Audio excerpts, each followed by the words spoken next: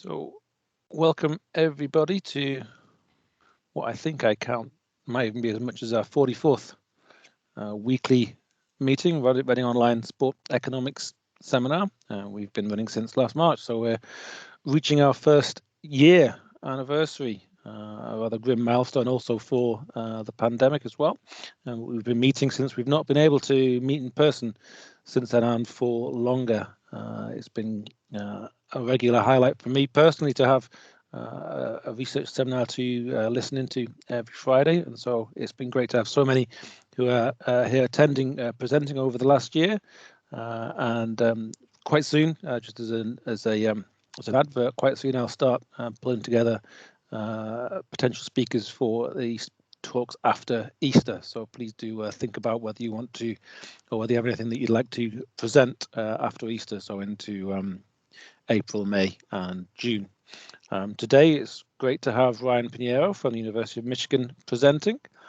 He is presenting, I've got his title close to hand, here we go, All Runs Are Created Equal, Labour Market Efficiency in Major League Baseball. Ryan, you've got about 60 minutes to play around with, and then there'll be time for Q&A at the end. Everybody else, if you're able to keep yourselves on mute, and you're welcome to put comments in the chat room, and we'll have plenty of time for Q&A at the end. So without any further delay, Ryan, please do take away your talk. Okay, great.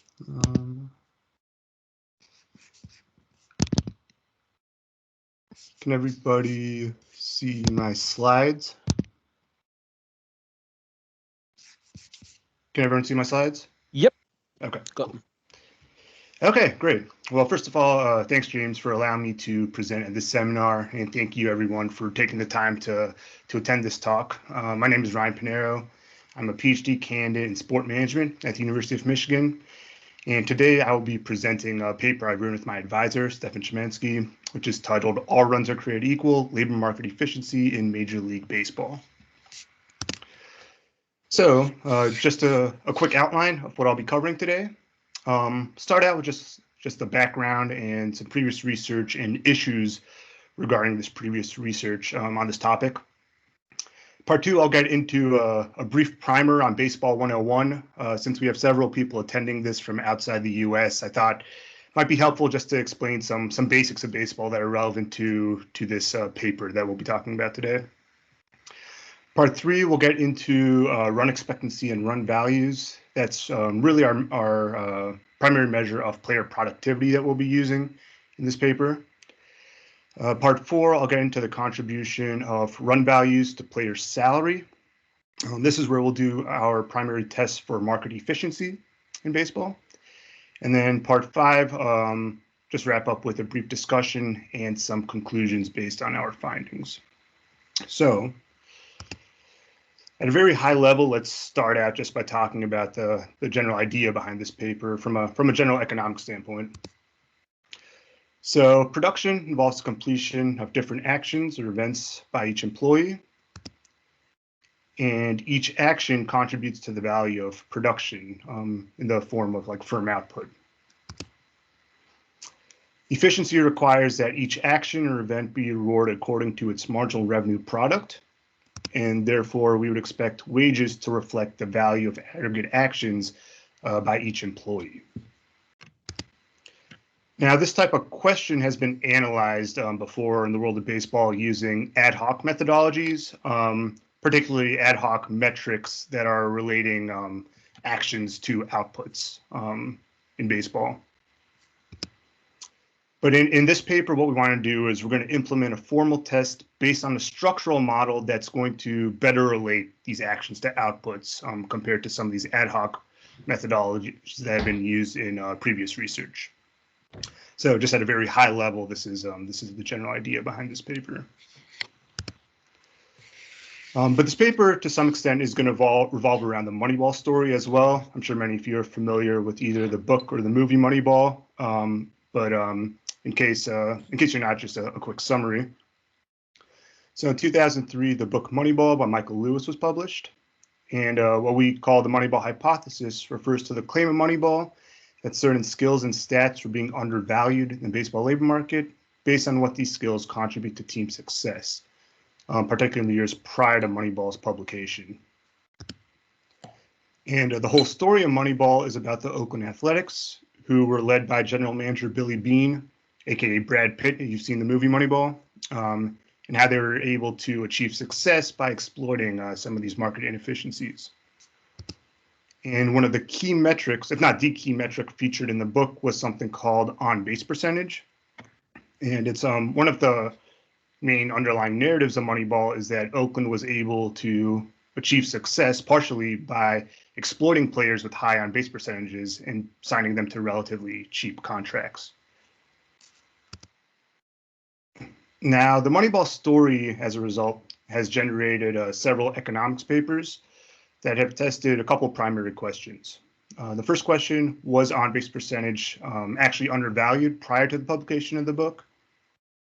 And second, if it was undervalued, did its valuation increase after the book's publication, given the publicity for the book? So the idea being, according to Moneyball, it looks like there might have been a potential market inefficiency for on-base percentage prior to Moneyball.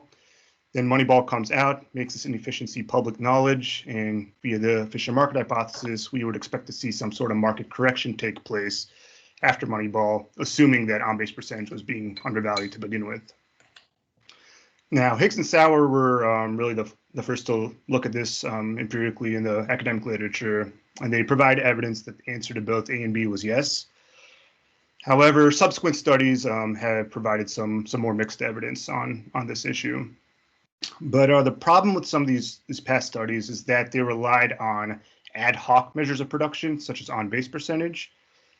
And to explain what we mean by this, let's now take a look at a short primer on baseball and baseball stats, or sabermetrics, which is a fancy word for advanced baseball stats.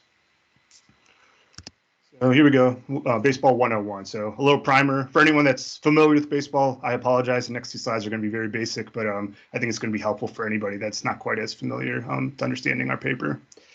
So on the right, I have just a little schematic there of a baseball field with some of the key points on the field labeled there. And obviously in baseball, so to win a game, you have to score more runs than your opponent. And to score one run, each player, the batter, must round all four bases, the bases being home plate, first base, second base, and third base. Each batter starts at home plate where they face the pitcher. This is called a plate appearance. So the goal of the batter is, as a result of his plate appearance and his teammates' plate appearances, are to be able to safely advance and touch first base, second base, third base, and then come back to home plate. And if he's able to do that safely, that's one run for the team. Now, there's 6 main outcomes from a plate appearance. There's a single, a double, a triple, a home run, a walk, or an out. The first 4 of these, the batter hits the ball in a way that enables him to reach first base, second base, third base, or home plate, back to home plate, respectively. A walk occurs when the pitcher throws 4 inaccurate pitches that the batter does not swing at. And in that case, the batter is automatically awarded first base. So it's kind of similar to a single in that regard. And an out can occur in several different ways, but the main result is that no bases are won. So it's like a failure of the batter. And after 3 outs in the inning for that team is over, and the batting team and fielding team then switch places. And overall, there's 9 total innings in the game. And there's many other technicalities and odd rules in baseball, but they're not really crucial to understanding the main part of this paper. But now let's walk through a little bit more of a concrete example of what a typical inning might go like. So I'm going to have some diagrams pop up on the right, and they're going to show the state of the bases at the end of each event or plate appearance. So let's say in this hypothetical inning, the first batter comes up and gets a single to first base.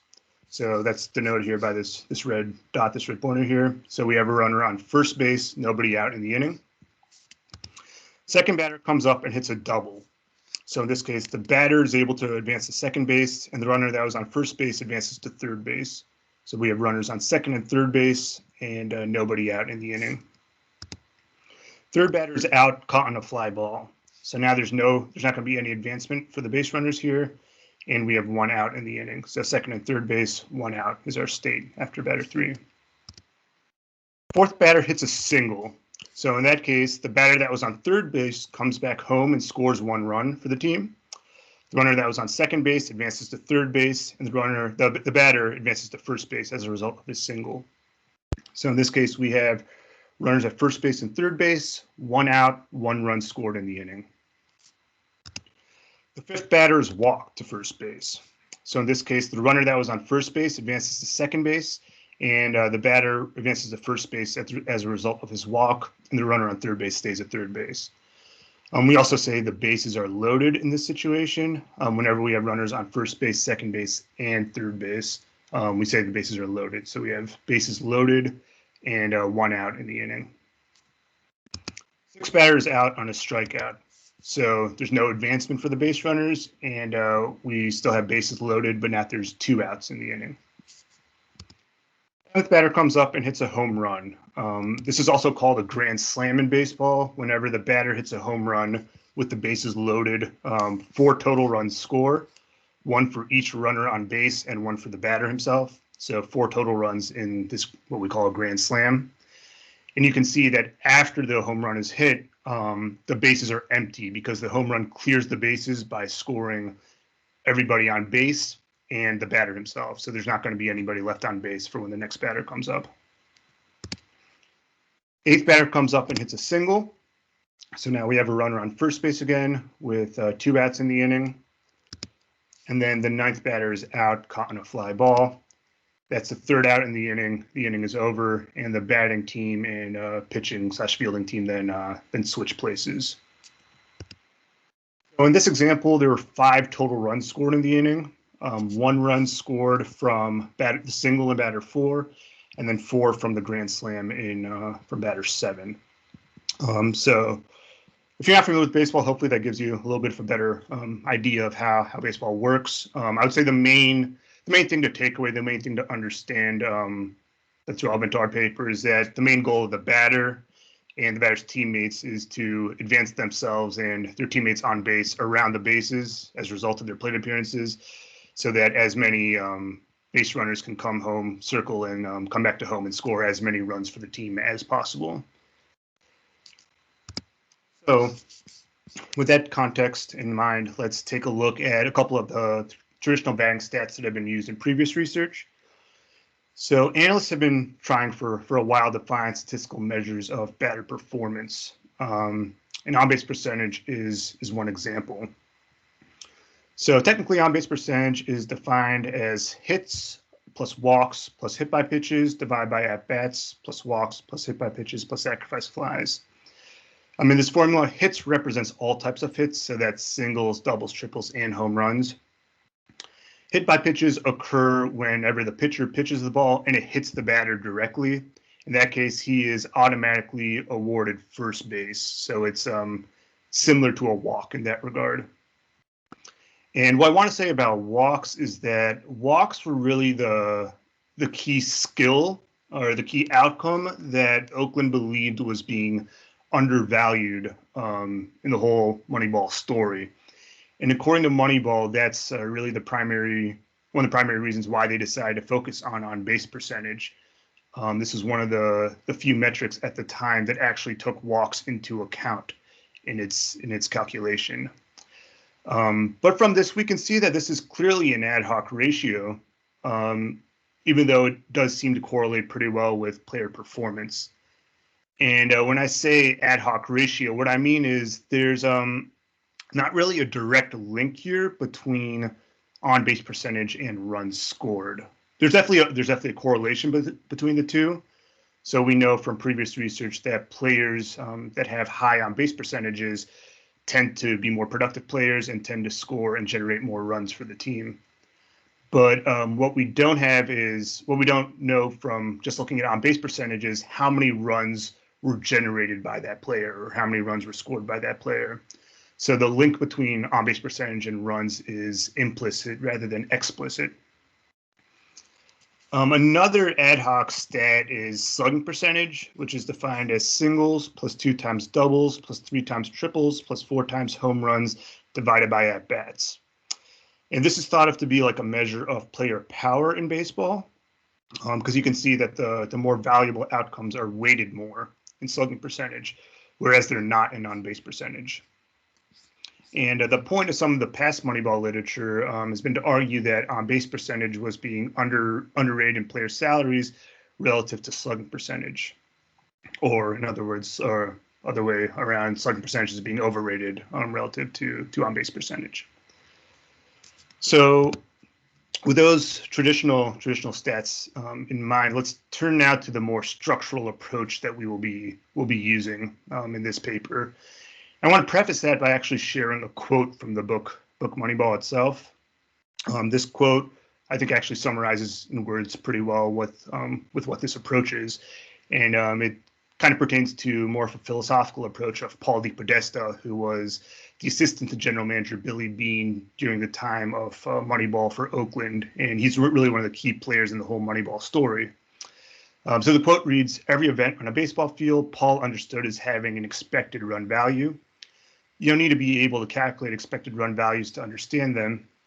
Everything that happens on the baseball field alters, often very subtly, a team's chances of scoring runs. Every event on a baseball field changes, often imperceptibly, the state of the game."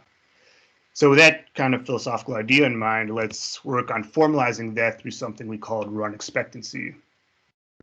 And this was actually in the academic literature formalized by Lindsay in 1963 when he formalized the analysis of player contributions by defining the relationship between actions and events and the state of the game. So for each of the 9 innings, each team gets an opportunity to bat, which is called a half inning. And each event advances the state of the half inning in some way, either through bases gained or outs lost. And at the beginning of any event or plate appearance, the game can be in one of 24 possible states, which are defined by the configuration of the runners on base and the number of outs in the inning. And we can represent this with the matrix here on the right-hand side. So I have an example here of a blank matrix on the right. So on the rows we have our base states. So 0, 0, 0 means there's nobody on base. 1, 0, 0 means there's a run on first base, nobody on second and third base, and so on until we've covered all possible base state combinations. And on our columns, we have the number of outs in the inning, so 0, 1, or 2.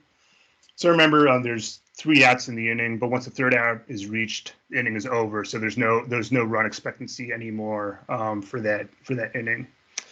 But what we want to do now is we'd like to populate each one of these cells with the number of runs a team can be expected to score in each respective base out state to the end of the half inning. And to show how we do that, we'll take a look now at the next slide. So in any given MLB season, there's around 200,000 events. So 30 teams, for the vast majority of seasons in our data, 30 teams in our data, and 162 games per season for each team. So we have a pretty rich data source for every single season here. And from this, we can calculate the average number of runs scored from any given state to the end of a half inning. And we obtained the event log data from the online resource Regression sheet for the seasons 1994 to 2015. And the table here shows the run expectancy matrix for 2011. And we can see from this that the run expectancy is going to be higher when there's more runners on base and fewer outs in the inning. So just a couple examples. So let's take a look at the first cell here. Base state 0, 0, 0 and 0 outs in the inning. So this is like when the first batter in the inning comes up. From that point on to the end of the half inning, on average, teams scored 0.471 runs in 2011. Let's say that first batter gets on base via a single or a walk. Then that run expectancy will increase to 0.835 for when that next batter comes up. But then let's say that first batter gets out, that run expectancy then decreases to 0.255 for the next batter comes up. And so that gives you just a basic idea of how to read this matrix. And we can see from the bottom left here that the run expectancy is going to be higher when there's more runners on base and fewer outs in the inning. as we would expect. But using this matrix, what we really want to do is we want to calculate what we call the run value for each event. And the run value is going to be equal to the number of runs scored during the event, plus the run expectancy after the event, minus the run expectancy before the event. So intuitively, the way you can think about it is every time a batter comes up, there's a certain run expectancy for the team associated with that situation based on whatever base out state the game is in at the time.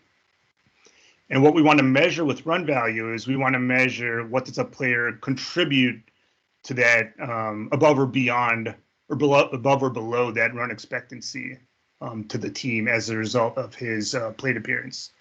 And that difference is what we call the run value. So let's look at a specific example, though. So the run value for home run in base out state 1-1-1-2.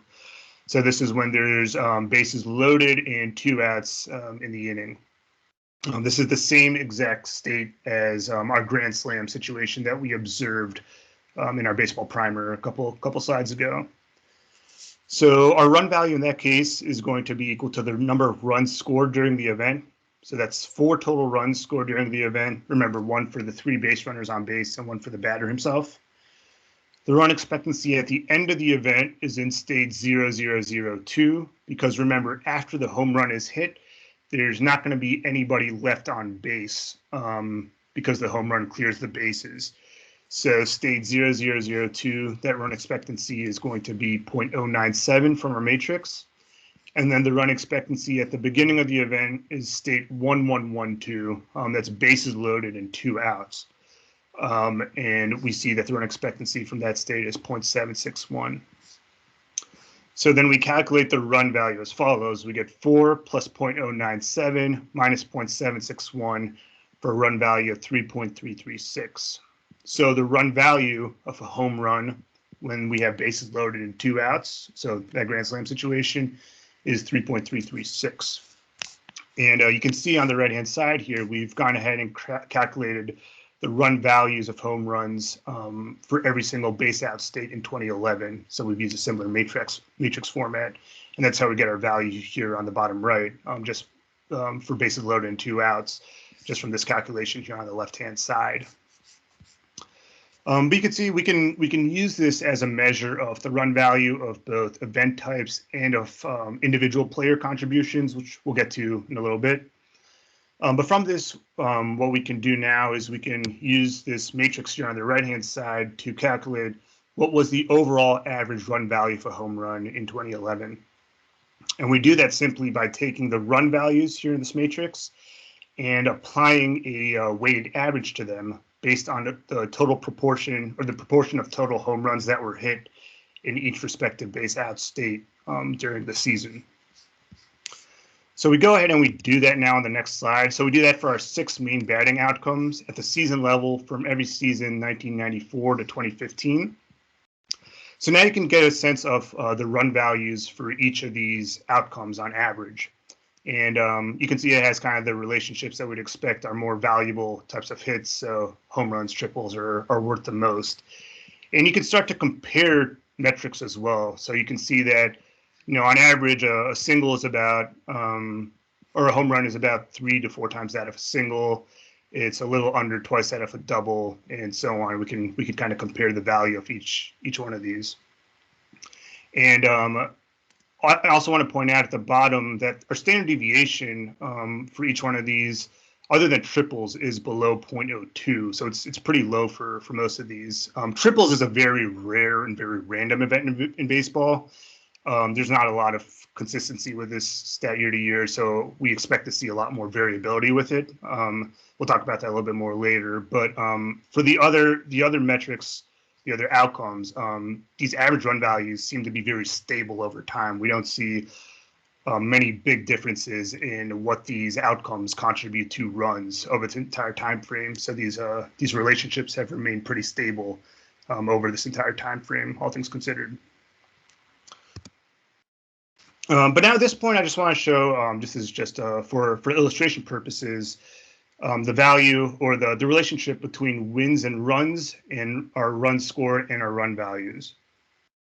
And so we're going to run a couple of regressions here. This is all at the team level, looking at the contribution of runs to winning percentage and our event run values to runs scored and runs conceded. And what we can see here, so the first two columns are winning percentage on runs and runs against. Second column here is just post 2003, so that's after Moneyball is published. We see that our regression, our R squared, is around a 0.83, 0.84 in these two cases. So most of the variation in winning percentage can be explained by runs and runs against, which is very intuitive. This isn't really a groundbreaking result, but just to show the link between wins and runs. Also, if you're familiar with baseball, if you go ahead and you do the math here, it works out to be about 10 runs is equivalent to one additional win for the team. And if you're familiar with baseball and familiar with the stat wins above replacement and runs above replacement, that's about the same conversion rate that they use typically in sabermetrics. About 10 runs above replacement is equivalent to about one win above replacement. So that matches kind of that assumption from sabermetrics as well. The next four columns we look at, well, the next two are runs scored on each of our run value outcomes and runs against on each of our run value outcomes against. And again, this is all at the team level. So what we're doing for these run value variables is we are calculating the run value for every single event in our data frame, and then we're aggregating it by these outcomes at the team level. So what we can see in all these cases here, the R squared is around a 0.9 to 0.93, kind of both for runs and runs against. So there's a very close link between runs scored and each of our run values. Again, probably as would be expected. I also want to point out at the bottom here that we've run an F-test for the quality of coefficients for every single one of these cases here. And we can see that our F-test is not significant at the 5% level in any of these cases. So what that tells us is that it doesn't really matter how you generate your runs. Runs generated via singles and walks are just as valuable as runs generated via home runs.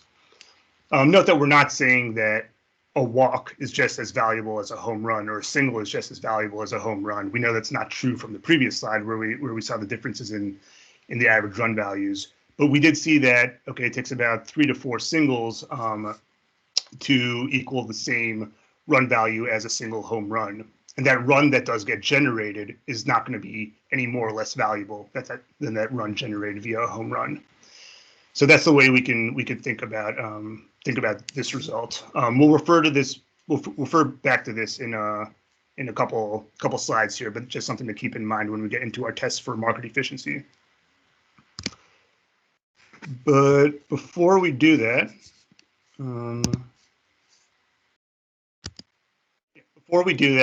let's take a look at how we calculate run values at the individual player level. So the run value of a batter is defined as the total number of runs contributed by that batter in a season based on his batting events. So walks, singles, doubles, etc. And the run value of each batter event consists of the runs scored during the event plus the change in run expectancy, which is based on the run expectancy matrix. And so what we're doing here is exactly as we did before. We're going to calculate the run value of every single event in our data. And then we're going to aggregate each of these run values by outcomes, so by walks, singles, doubles, triples, and home runs. We're going to aggregate that at the player level rather than the team level by season, as opposed to what we did in the previous slide. So there's two main ways we can do this. We can calculate the run values over a season for a given batter. First, we can calculate the average value of an event across all events, and then multiply the batter's season totals in each category by this average event value, respectively. Or we can simply calculate the sum of the values of the batter's events in each category across the season. Now, the first approach tends to smooth out player contributions and remove some of the random factors that influence an individual event, which are not under the control of the batter, such as good or bad fielding or base running. Another way we could think of the difference between these two is a measure of the player's propensity to come through in more important, more crucial run scoring situations of the game. So if what we calculate here in B is greater than what we calculate for A, then that player tended to come through in more important, more crucial run scoring situations of the game compared to the average player. If B is less than A, then that player came through in less important, achieved successes in less important, less crucial run scoring situations of the game compared to an average player. So that's another way we think about the differences between these two ways of calculating run values. But let's look at a more concrete example just for illustration purposes. So in 2015, the average run value for a walk for all players was 0.303 for the season. This is from the table that we showed a few slides ago for the average run values by season. The average run in 2015, the average run value of a walk for Bryce Harper, who was a National League MVP for Washington that season, was 0.306. And in 2015, Bryce Harper had 124 walks in the season. So we're going to compute the following two measures for Bryce Harper's run value for walks in 2015. Using our season weights first, we calculate 124 times 0.303, which gives us a value of 37.59. So using our season weights, Bryce Harper's walks generate a run value of 37.59 runs for the season. Using the player weights, we just replace that 0.303 with 0.306, and we get 37.99, a run value of 37.99 for Bryce Harper's walks that season. So you can see they're pretty similar. This difference will vary from player to player. It's not necessarily always going to be this close together, but there tends to be a pretty high correlation between these two approaches. For sake of completeness, when we do our salary regressions, we'll include both types of run value calculations separately in our regression model. For sake of completeness. So now let's get into that portion, the contribution of our run values to player salary. So our hypothesis is that all run values should contribute equally to salary, regardless of how they were generated, by walks, singles, doubles, etc. And this is based on what we observed earlier, that it doesn't really matter how your runs are generated. Run values or runs that are generated by walks and singles are just as valuable as runs generated via home runs. So we would expect to see that same relationship in our salary regression in an efficient market. To determine the returns to player run values by event type, we're going to run a salary regression using the z-score of the log of a player's reported salary for a given season as our dependent variable. And we're going to regress current season salary on the previous season's stats, given that the most reliable guide to future performance is likely to be past performance. Our model is going to be run separately, or going to be run for all players with at least 130 at-bats in a season, and then separately for free agent players only. And then for our test of efficiency, we're going to run F-test for coefficient equality to determine if the run value coefficients for walks, singles, doubles, and home runs are significantly different from each other. We are purposely going to exclude triples from this F-test because, as I said before, these are very rare and very random events in baseball. The average player in our sample hits only 2 triples a season, so we're not expecting teams to really be paying for something so rare and so random. So we're going to exclude that from our F-test.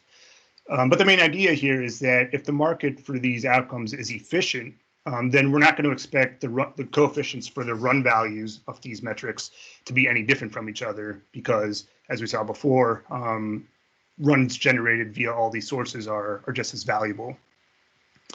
Now, if there was an inefficient market for walks, as Moneyball seems to suggest, then we'd expect that coefficient to be significantly less than that of singles, doubles, and home runs.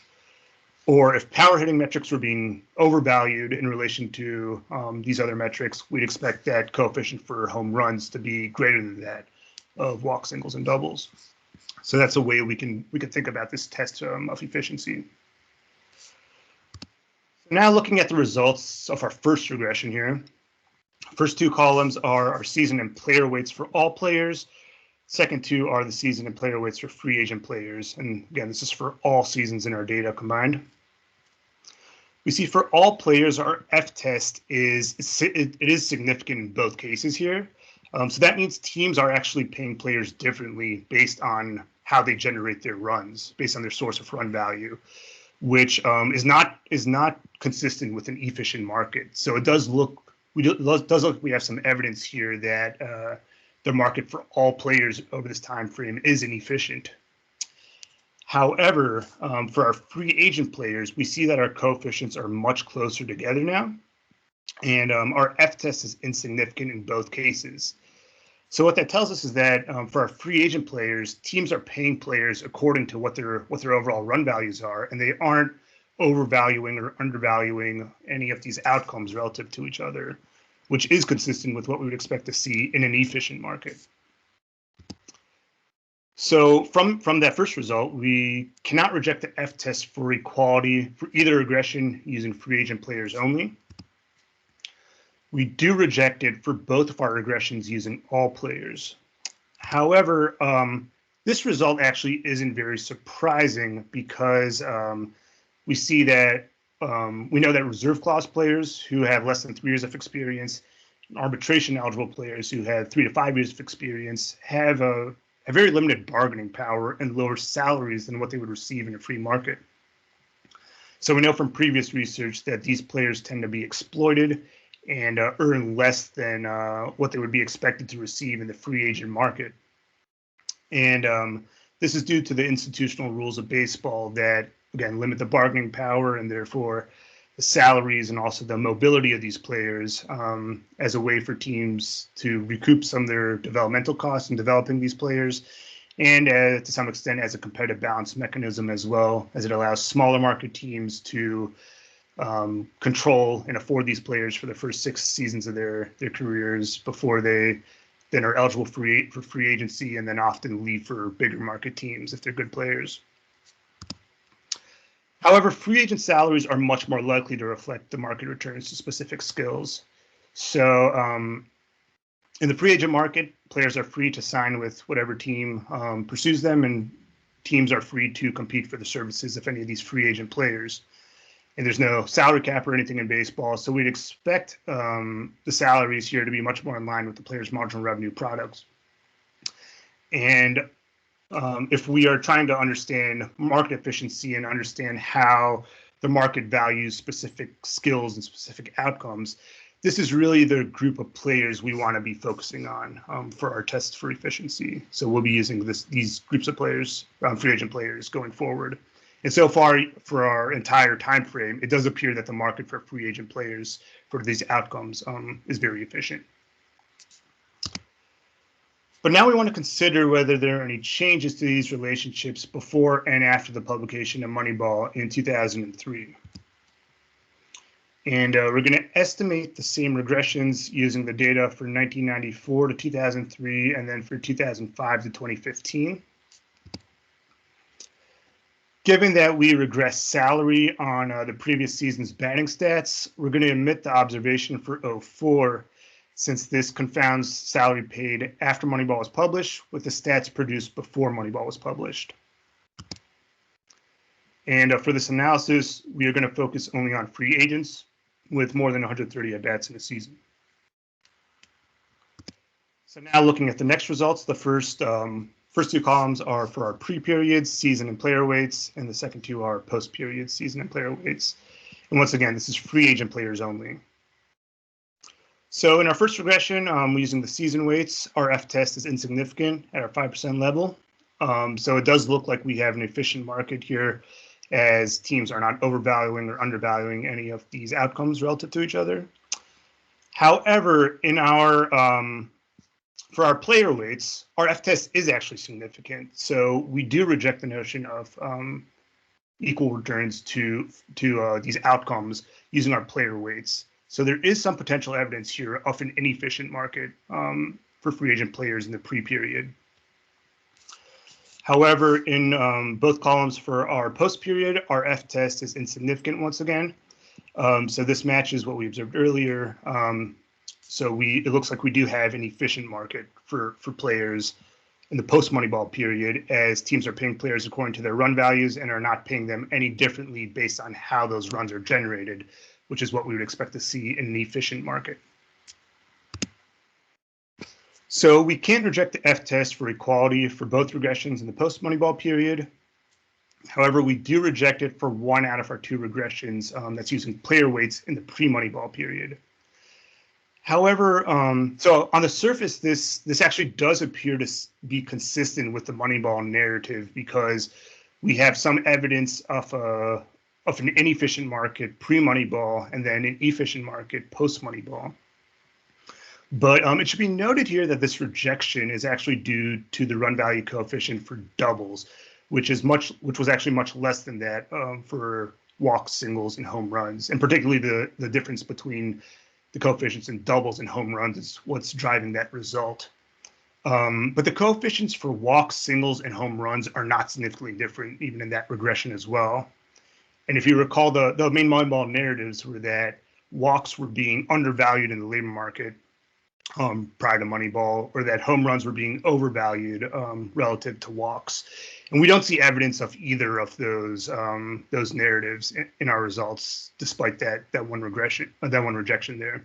So even though on the surface it appears to be consistent with the narrative, we don't actually find this to be a very convincing evidence of this narrative, because we're not finding any significant results for these narratives relative to Moneyball.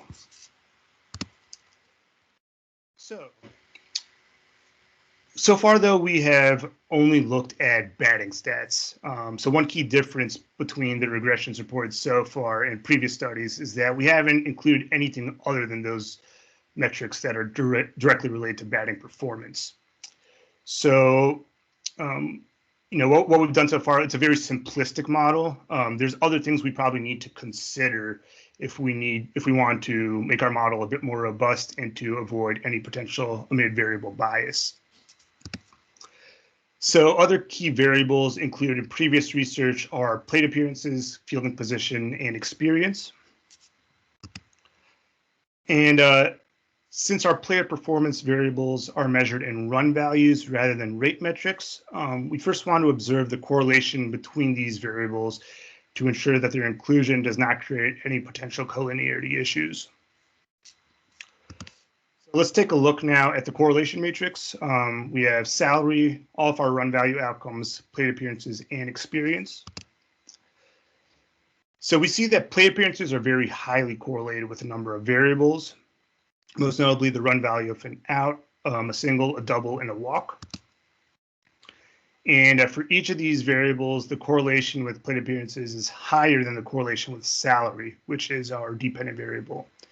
So that raises some red flags for us in deciding whether or not to include plate appearances, because it looks like that could potentially create some issues, including it in our regression.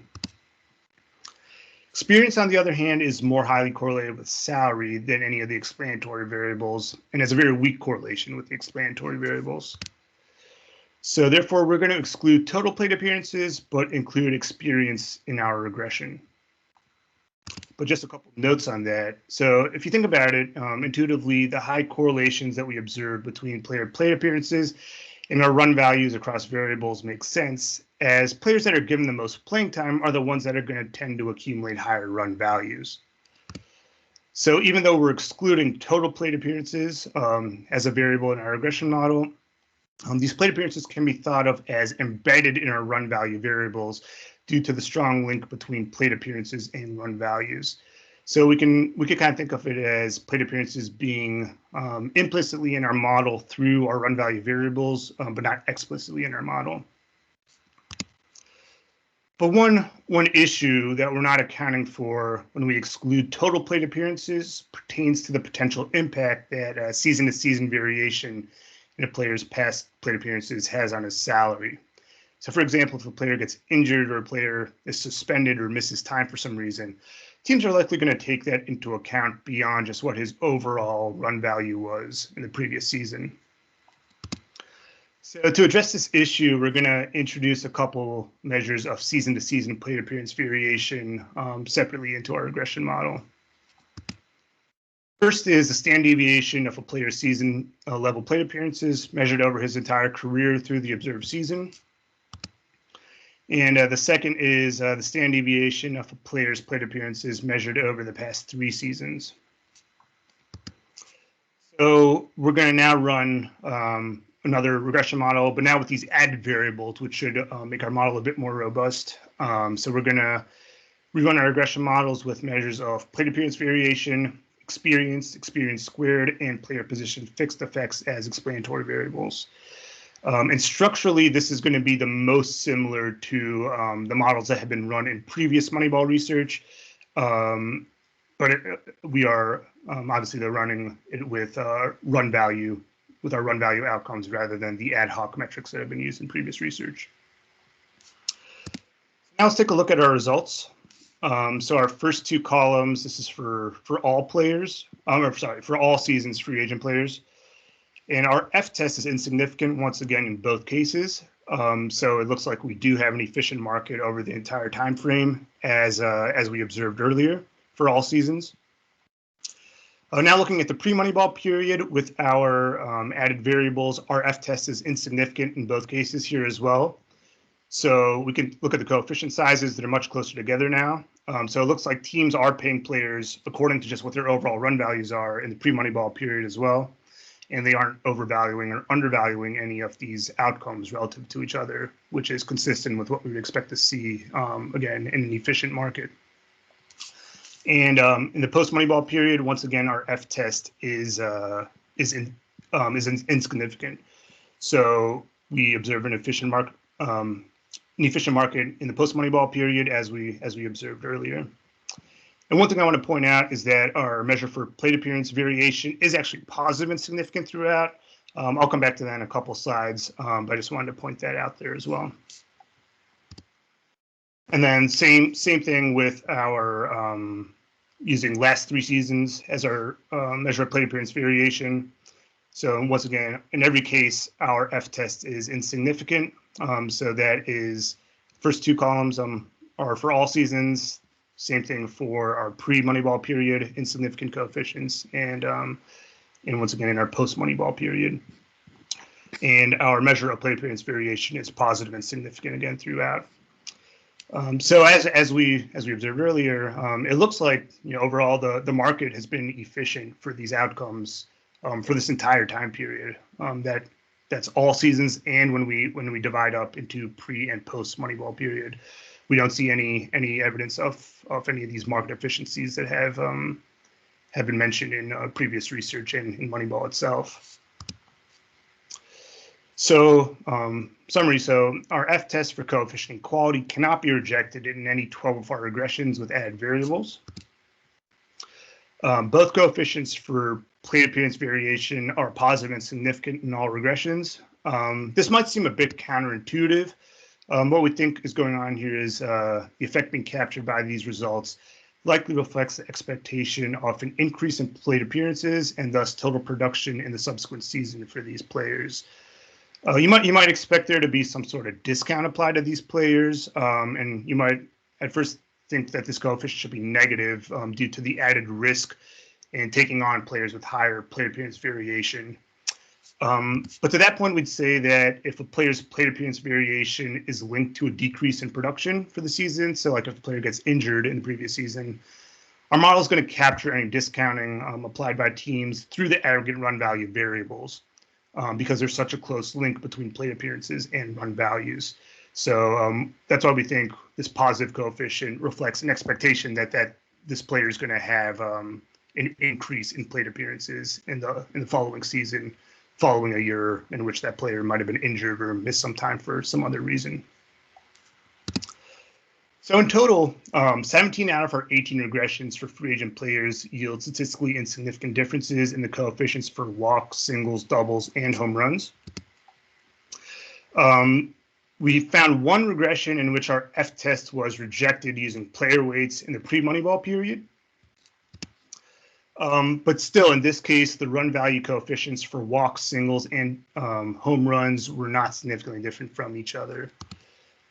And therefore, the coefficients for these three, for walks, singles, and home runs, were not significantly different from each other in all 18 regressions we ran for free agent players. So, omitting the category of triples, which I said before are very rare and very random and pretty volatile events in baseball, we find that we cannot reject the hypothesis of equal returns to event types in a salary regression for free agents over the entire time period in 1994 to 2015. When we divide the data into the pre and post Moneyball publication eras, we do find some slight evidence of increased efficiency in the post Moneyball era, but that's really due to that one regression in which we saw that the coefficient for doubles was much less than that of particularly of home runs. And despite that, we still cannot reject the efficiency in five out of our six regressions run for the pre-Moneyball era. So from this, we conclude that an efficient market for free agent players has existed both before and after the publication of Moneyball, and we don't find any evidence of the main narratives underlying Moneyball either. There's no evidence of walks being undervalued in the labor market prior to Moneyball, and there's no evidence of home runs being overvalued or power metrics being overvalued relative to walks or singles. Either. It looks like over this entire time frame, the market for free agent players has largely been efficient, as I said before, teams are paying players according to just what their overall run values are, and are not paying them any differently based on how those runs are generated, which again is exactly what we would expect to see if the market is efficient. So in our view, that the measures that we have derived from run expectancy enable us to take a more rigorous approach to understanding player contributions compared to the more traditional approach of using rate metrics such as on-base and slugging. And why these types of rate metrics can provide us with some valuable info regarding player ability, these variables fail to capture the direct link between ability and total player production addressed by our run value approach. So this run value approach, we feel, really gives us a better measure and allows us to better capture a player's true contributions and his true value to the team for a season.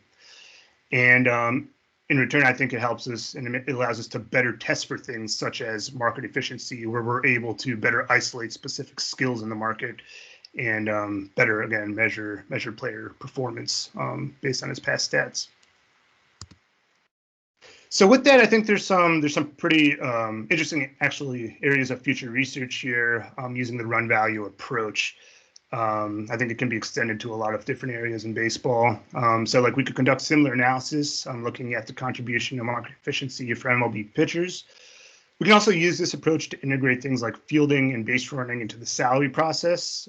Fielding is particularly interesting because there's a lot of new technology now. I'm familiar with MLB StatCast. There's a lot of people working on fielding metrics and trying to develop new fielding metrics, and there's not really a consensus best way to do that yet. So I think that might be interesting to track as those metrics get developed, how those stats change in the market.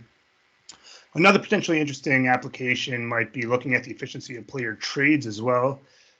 Since we're able to better isolate and better capture player performance, it might make it a bit easier to look at efficiency in exchanges by exchanges of players between teams as well. And there's obviously several other things we could go into in terms of areas of future research, but I think it really provides us with another interesting tool going forward to looking at things such as market efficiency and related topics as we continue to make progress in the field and build upon the work that's been done. So with that, I think that's about my last slide here. Once again, thank you everybody for taking the time to attend this talk. Hope you enjoyed it and found it interesting. If you're not familiar with baseball, hope you learned a thing or two, and it was at least somewhat easy to follow. And happy to hear any thoughts, questions, advice, guidance you all might have. So yeah, that's all I have for you today. So thank you. Thank you, Ryan. And as someone who's definitely not very solid on my baseball, it was an educational talk, really interesting, and clearly some very, very good work has gone into your paper. There's a couple of questions in the chat. The first one is from Peter, and he says, have you considered any additional measures of defensive skills in your wage regressions? Right. Yeah. So that was one thing we kind of thought about. So as of right now, we just have the fixed effects for fielding. The fixed effects just for fielding position to take into account those differences. I think that'd be something interesting to consider going forward. The issue with some of the fielding metrics now is, there's with the offensive metrics, I think it's agreed upon there's some best metrics or some best ways to capture offensive ability. There's still some disagreement on, really what the best way is to measure fielding. It's not quite as clear cut as it is for offense. So I think that's something that, as newer metrics get developed and as we get more data on these, on fielding ability and stuff like spatial data, I think that can be something that could be definitely integrated into that. So I think that would be something valuable to look into going forward. Yeah, that's a good point. Thank you. Great, thank you. Then Rod 4 asks, says, I may have missed it, but did you fit any particular players to the model? In terms of specific players, so we just looked at free agent players and all players. We didn't do any beyond that. We didn't do any other specific players. But that might be worthwhile as well. Looking at maybe different free agents or different free agents of different salary levels. Obviously, we have the players that are signed to mega contracts that make $28 million a year, and then players that make maybe $1 million or $2 million a year. So that might be something to look into as well, just as a test. Yeah. Great, thanks, Ryan. And then we've got Ian Gregory Smith with his hand up. Hi, Ryan. Hello. Thanks very much for the talk. It was really interesting, really nice set of results. Thank you. I just had a question about sort of the general interpretation of a market being efficient in this context. So yeah, sure.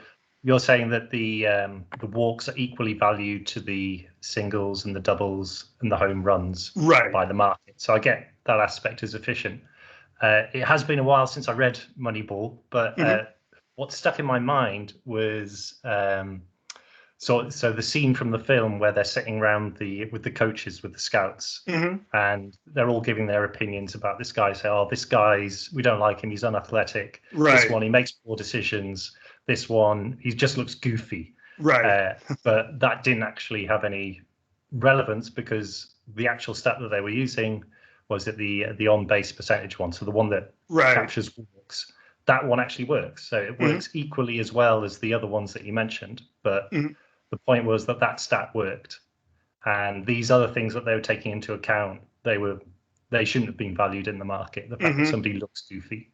Right. So, so from like a market efficiency point of view, the fact that they could identify these people, or identify that other teams were using these non-performance related stats, and that was the thing that they exploited in terms of efficiency. Would you go along with that, or am I getting that wrong? So I would say so they filled their team with undervalued players. It's just that the stat that they were using happened to be just as good as any other stat that they could have used. Right. So they'd had the same success if they'd done the same thing with slugging percentage, but the point remains they were still searching for undervalued players. Right. So I think so let me think about that. So I know, yeah. So I know from Moneyball, you make that point where they're looking at things other than maybe than just straight up batting performance. Looking at things like I know they have one guy that they looked in. He threw sidearm, and that was something that made him unique and made him different. That led them to targeting that type of player. I guess for what we're saying here, I mean, we were looking to see, okay, so based on this inefficiency, based on the inefficiency for walks, that supposedly that was the underlying outcome, that Oakland believed was being undervalued with on base percentage, right? So it wasn't for why they focused on a base percentage. It's really because they believed walks was being undervalued in the market, right? Yeah. So I guess that was really what we were focusing on here, because some of the previous research uses on-base percentage and uses slugging percentage, and when we say an ad hoc stat, we're wondering, okay, so if walks were being undervalued in the market, why are we looking at on-base percentage, which takes all these other things into account other than walks? So I guess our point for looking at efficiency using this approach was looking specifically at what the run value was for each of these, how each of these contributed to wins and then to salary itself. So we were focusing more on the idea that walks were being undervalued, because that's really why I know they brought up some of these other things about, like, how he looks funny or how he, he's unathletic, that type of thing. But really, for on base percentage, they believe, like, the reason that on base percentage was supposed to be valuable was because walks were being undervalued in the market. Mm-hmm. If that answers your question. Yeah. I mean, I thought the whole talk was really interesting. The bit that really stuck out to me was the transitions between the different states of the game, the 24 states, and I think that might be useful in other contexts as well. I haven't seen that before, so I thought that was really nice. So in the NFL, you are at a particular stage in the game, in every game you're third down with 23 to go, so you could work out what the win percentage is from there, from pretty much anywhere on the field, and use the transitions that way. I thought that was really interesting. Thanks. Thank you. Thanks, Ian. Do we have any more questions and comments?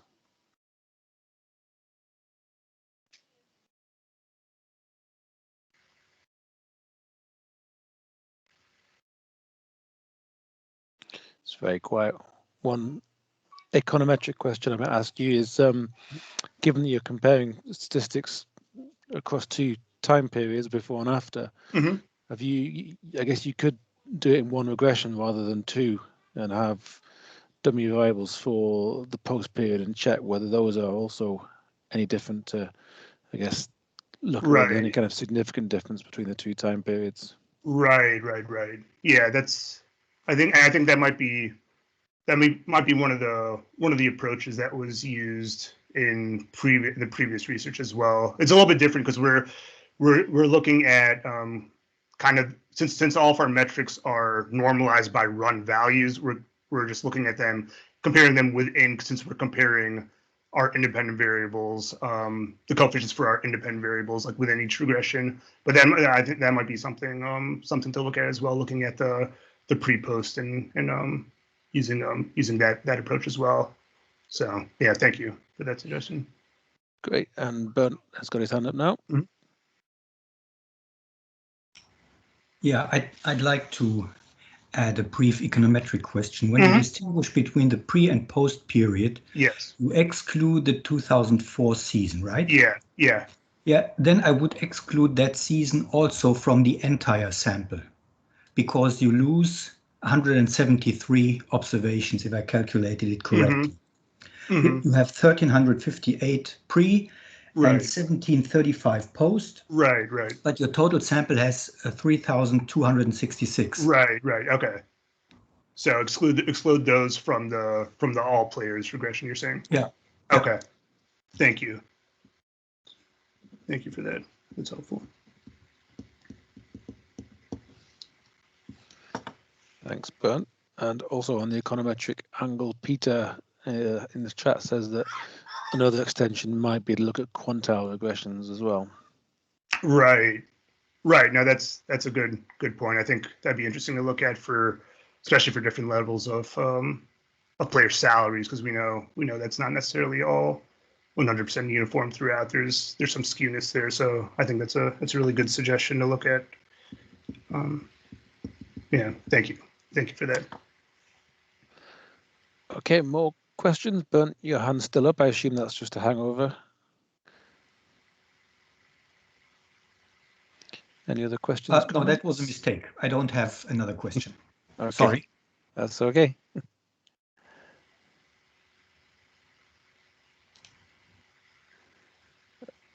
RS, is that Rob? Okay. Thanks, Ryan. Really good presentation. Enjoyed that.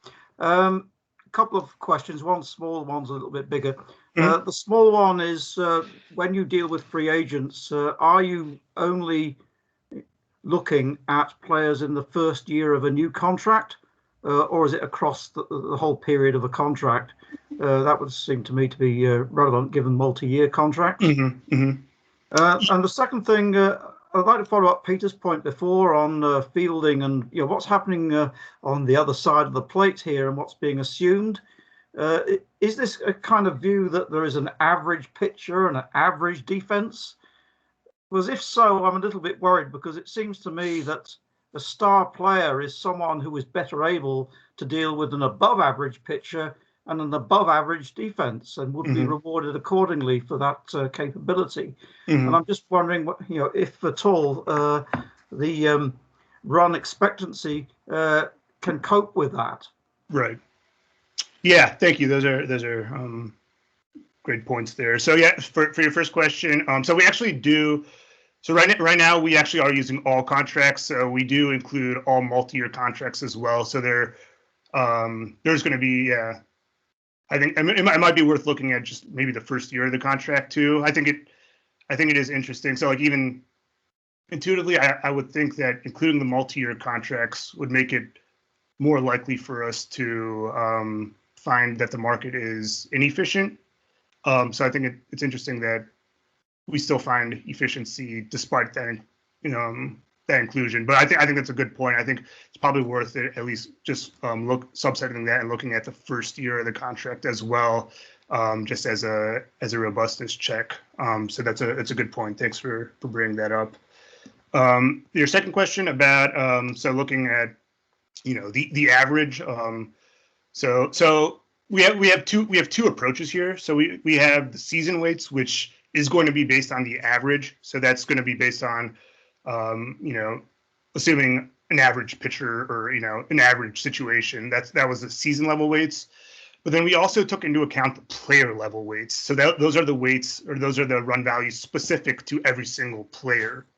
And that I think should address any differences in, a good player handling high quality pitchers at a different level than, an average player, an average pitcher. I think using our weights specific to every individual player, which we did, should account for that. So that's kind of why we use both approaches. So we use the season weights to kind of, normalize to some extent and to put everybody on the same playing field. But then we included the player specific weights to take into account any of those differences. And we did, for the most part, we didn't see drastically different results. I know there was one regression where we had a little bit different significance there, but the coefficients weren't drastically different in any of the results. So I don't think that would make intuitively. I mean, I haven't looked at that extensively, but I don't think it would make a huge difference in our overall story. But I think it's definitely something that's worth considering and worth maybe doing a little bit more investigating into.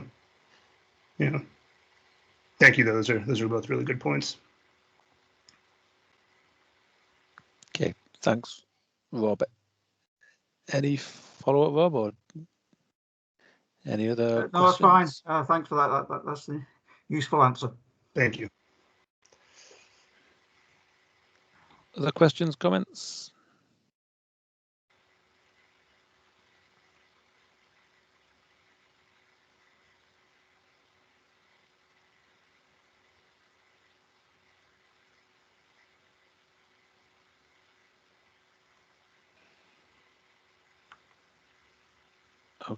Okay, well, in which case we will draw things to a, oh, hang on.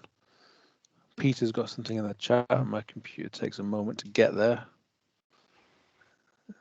It's showing its age and all this use over the pandemic period.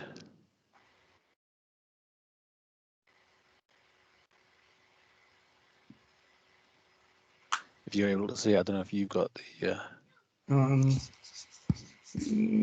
no, it's just saying that you enjoyed the talk.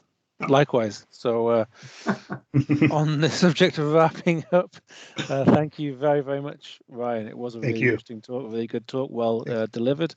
And I can't count how many PhD students we've now had as part of this series, but it's great when we do have a PhD student. It's great to see such a fantastically executed talk. So thank you very much for that. Next week, we have our final questioner. Rob Simmons is going to present contracts, pay and performance in the sport of kings, evidence from horse racing, which isn't our first horse-related talk. Bernd had a talk on equestrian last year, I seem to recall, but I think it might be our first horse racing talk. So please do rejoin us again next week for that. In the meantime, thanks again, everybody. Thanks, Ryan. Thanks, everyone, for questions, comments, and everything. And please do have a safe and a good weekend. Thanks, everyone. Cheers, Ryan. Cheers.